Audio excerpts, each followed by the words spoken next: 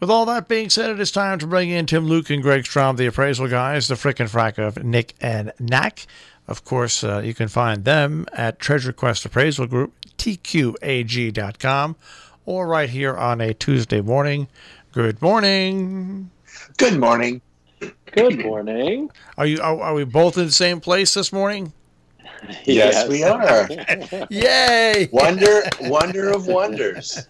Yes. Sooner or later, you guys are going to have to buy an Airstream trailer. No, a Gulfstream. A Gulfstream, there you go. All right. So is it nice weather down there this morning? Oh, beautiful. It's beautiful. We've had really good weather. It's postcard perfect down here this past week. Well, it's gray up here. It's just gray. And there was actually ice. Yesterday morning, there was actually ice. We had ice. Oh gosh. Yeah, just terrible.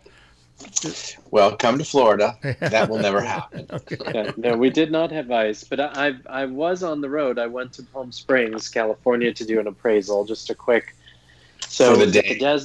For the day, basically, it was or overnight. It was in the desert, and then we went up to Daytona Beach. So it was at the desert on Wednesday, the beach on Saturday, to look at another collection and do an appraisal, and here we are. Well, someone's got to do it.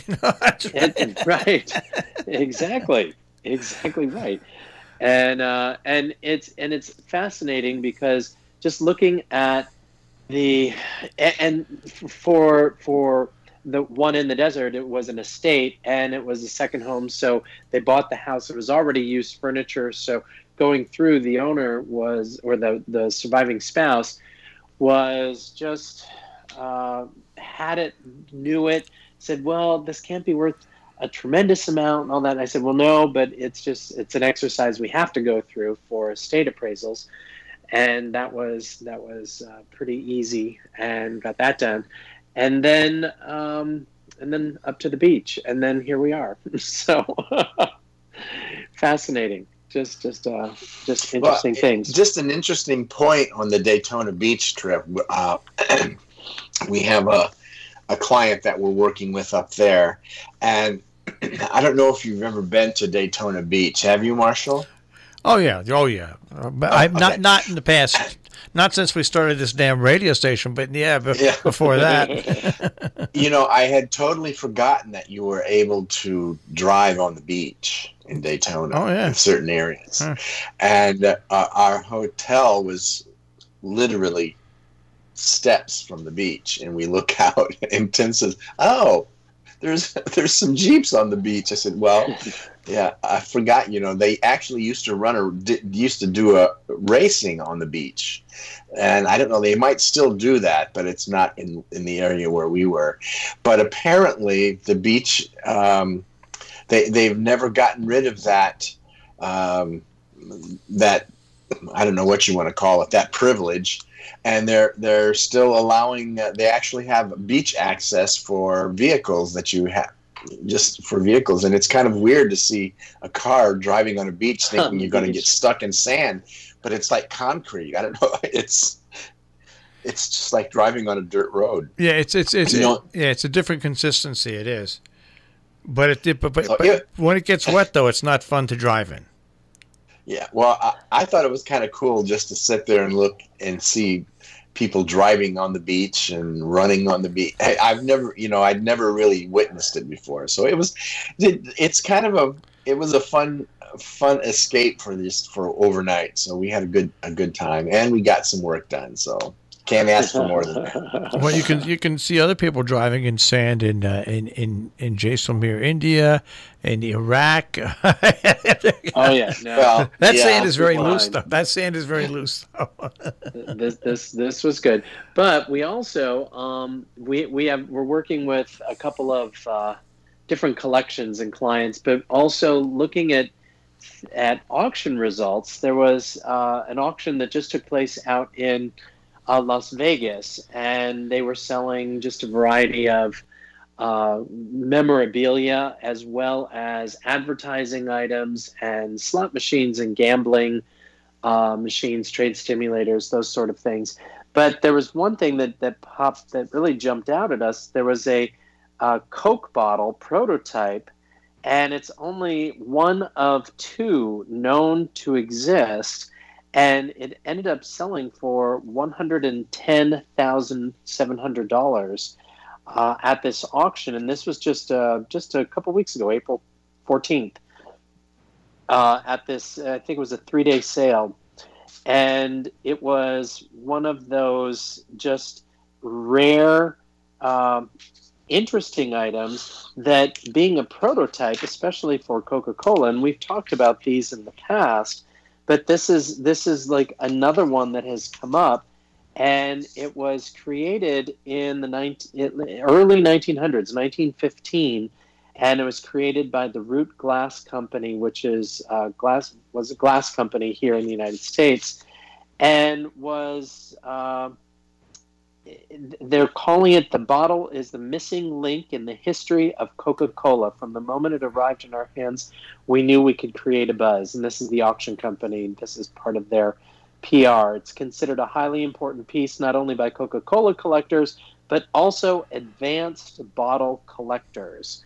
And it is something, because it's a great crossover collectible, being both for bottle collectors and also Coca-Cola memorabilia.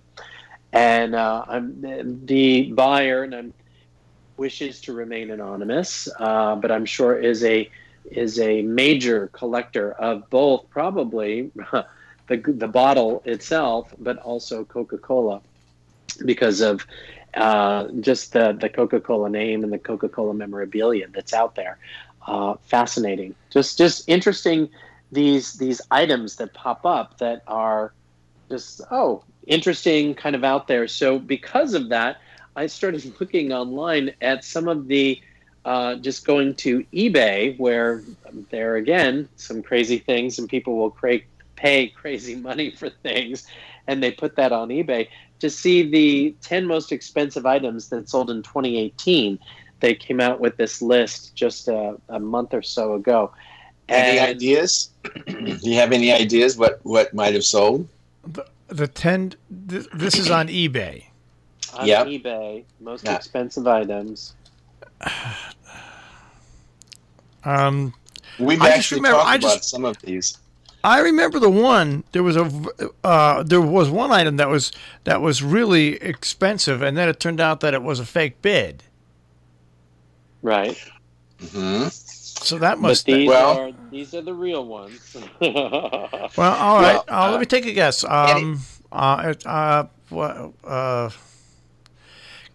Does it include? I know at one time, and I'm not sure whether it was this year or last year or whenever, but actually, a lunch with Warren Buffett went for like $2 or $3 million. That's correct. That's actually on the list. $2.6 million. $2.6 million. Very good. And that ranked number 3 on the list. Oh my God, number 3. That's number 3. Then it's got to be either some sort of fancy car or boat or something that's there you go. Because it's eBay. It's not like art's going to be on eBay. It's correct. Good. So I would say it's some sort of car or a boat. You're correct. It was a Giga yacht. It sold for $168 million. That's million with an M. On eBay. And I wonder how they shipped it. Yeah. Who paid for shipping? But the number 2 was a Gulfstream 2, a jet, and that sold for $4.9 million. So it's interesting when I look at this, you see $168 million for this Giga yacht, and then it jumps down to $4 million, then $2 million, and that lunch with Warren Buffett, that was most likely a fundraiser, or the money went to benefit something. But once you get down to like collectibles or things, well, actually, number 5 was a house with a war-proof bunker that sold for $2.1 million. Now, where was that house located? That it doesn't say. Probably Washington, D.C. No.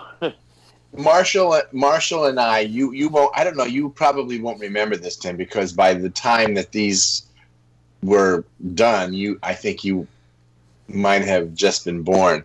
Do you remember bomb shelters? Oh gosh, yeah, absolutely. And okay, well, this kind of reminds me of that, where we used to, in school, they used to have drills where you got under your desks, like if it was a nuclear bomb, that's really going to help you. So you'll be incinerated with the wood. You know, it's funny when you mentioned the bomb shelters. We had a huge plot of land. I mean, we owned 600 acres. Elm Valley Farm, my grandmother's original farm. And at one point, there was a talk about that, and my father just said, "Listen, do you want to really live in a metal tube for God knows how long? Wouldn't you just rather not be around?" He actually won out. In one of his sober moments, he actually won out. We didn't proceed. We didn't proceed with the bomb shelter. Right. You know, that was an amazing time, because now actually, on eBay, I have actually seen them sell. There was somebody who had a kit, the old kit that you could buy. To put together. I don't remember. Yeah, you could actually build a bomb shelter in your backyard underground. So wow. But I think the most shocking thing on this list was that there were really only, of the top 10 items, only 3. Or actually 2 were collectible items. One of them was the Honus Wagner baseball card for $1.1 million, and the other one was shoeless Joe Jackson's baseball bat for $577,000. And we've talked about how collectibles are sold on eBay, and I find that in the top 10, of these top 10, 8 of the top 10 were really kind of bizarre. The most bizarre is number 10, and there was a guy by the name of Ian Usher, and he sold his life on eBay for $309,000. What? Well, quotes around life. It was his house, his clothes, his friend. Access to his friends. Isn't he a travel writer or journalist? He had done semi-famous, written some books and things, and so he sold all of his possessions and everything, his home, access to friends and business partners and things like that, and took the money and just basically went off and did all kinds of different things and lived. He did. The sad thing is, he sold it, but the person who was the high bidder never paid for it. That's eBay. That sounds like eBay to me. That's the problem. It's interesting. You're reading off these things, and I guess I was wrong. I thought, but I guess high-class cars are not going to be there because you have so many Barrett Jackson, you have so many others that people aren't going to. People aren't going to put. There was one car. There was a Ferrari that sold for $1 million, but again, and this is the caveat at the end, is there were some other kind of kitschy things where somebody paid $14,000 for a piece of chewing gum that Britney spit out after a concert or something, and some crazy things. But all of these numbers, and this all comes with the caveat, and this is at the end, is that we believe that, the bidding went up that high. We hope that they came through. Now, I know the Giga yacht, that did come through in reading that there was some sultan or something wanted to purchase this, had the money and bought it. So that did come through. But on a lot of the other ones, you have to take this information and say, okay, well, somebody was interested, but really, were they going to pay for it? Did they pay for it? And if they didn't, well, there was an underbidder, so there's an argument to be made about what people will pay for and what it's worth. But at the end of the day, the big question is, did they actually pay for it? And that's part of what we are faced with as appraisers, and is going more in depth and reading more. And I think, Greg, you Googled Ian Usher's life, right? Because there was probably a story. Yes. And, there is a story. Actually, Disney bought the rights to make a movie. They're still waiting for it. That's how he ended up. He put everything. He kept, even though he was disappointed that his life didn't actually sell. It didn't get any money. He just continued, and he just sold all of the individual items, and used the money for traveling and trying to get. He had this thing where he did 100 in 100 days. 100 items, off of his bucket list, and he got to 96. I think 96 was it 100 days or 100 weeks? It was 100 weeks. Excuse me, in 100 weeks. 100 weeks, and he, I think he got up to 96 or 97, and he, and the article says, and he wasn't able to complete that, so he failed again. It's like, come on, give the guy a break. Come on. So now, all right. So now, beginning on July 1st, I enter my 50th year of broadcasting. So we can put my life up for sale. You know what we need to do? No, you put your voice in a jar, and we sell that. Is that? I'm serious. There was somebody who sold a ghost in a jar on eBay, and it brought. What did it bring? Oh, I was reading this. Like some of the crazy things that people put up. They put, like they said, there was a ghost in a jar, and somebody else put they sold their body as an advertisement. It was art. They sold space on their body to put advertising. Yes. Kind of like NASCAR. There you go. Like NASCAR racing. Pretty much. But oh my gosh, you could speak into a jar, seal it up, and we can sell it on eBay. Amazing, absolutely amazing. Oh well, I'll take it all under consideration. Think of that. All right, guys, have a great week. We want to leave you with a laugh. All right, have a great week. Hey, take care, Marzo. Take care, guys. Tim, Luke, and Greg Strom, the appraisal guys, the freaking frack of Nick and Knack, TQAG.com on the web with Appraise. This